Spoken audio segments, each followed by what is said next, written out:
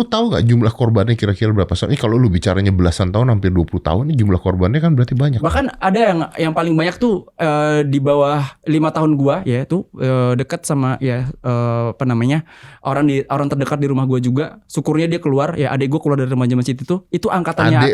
Adik gua keluar adik kandung. Adik kandung gua. Adik kandung lu juga korban? Enggak, dia keluar sebelum kejadian, sebelum umur 10 tahun. Oke. Nah, angkatannya adik gua tuh paling banyak. Targetnya usia 10 tahun. Rata-rata 10 tahun. Gue paling tua, makanya core memorinya gue masih ingat. Oke. Lalu? Nah, di angkatannya adik gue tuh paling banyak korban dan dia masih saling tidak tercerai-berai. Makanya di sini nih letak grup ini kuat karena teman-teman adik gue ini pada mau bersuara karena mereka dari dulu udah pada speak up. Sampai detik ini yang sudah lu tahu ada berapa? Yang sudah ngaku?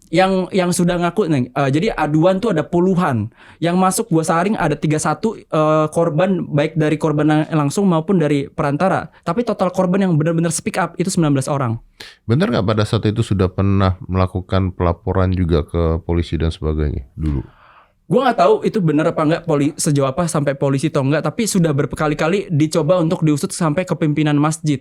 Bukan pimpinan masjid itu ya, pimpinan TPA-nya. Karena TPA sama masjid dua hal yang berbeda. TPA-nya, tapi ternyata pimpinan TPA-nya ini ya ternyata si pelaku ini. Jadi orang pada nggak tahu karena di waktu bersamaan juga, Om Ded, ada pelaku lain yang bernama gue sebut inisialnya G.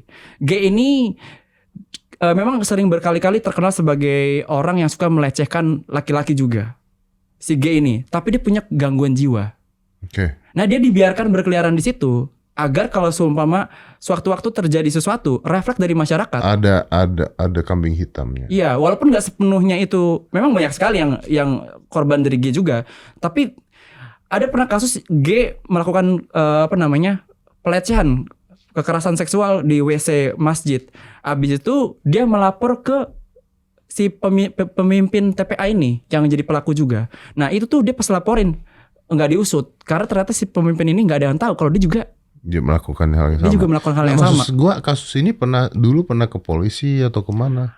Katanya udah pernah berusaha untuk diungkap. Gue nggak tahu polisi atau enggak, tapi katanya 2006 pernah ada yang nutupin. Tapi berarti kayaknya belum sampai polisi, Om Ded. Nggak tahu kenapa nggak ada yang berani mau ngelapor. Mungkin takut, mungkin apa?